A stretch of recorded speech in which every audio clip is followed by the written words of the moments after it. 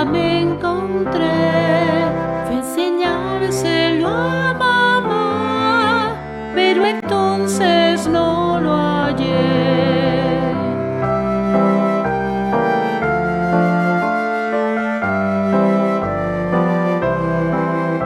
Extrañado pregunté a mi madre, que sonrió y me dijo con bondad lo que nunca olvidaré.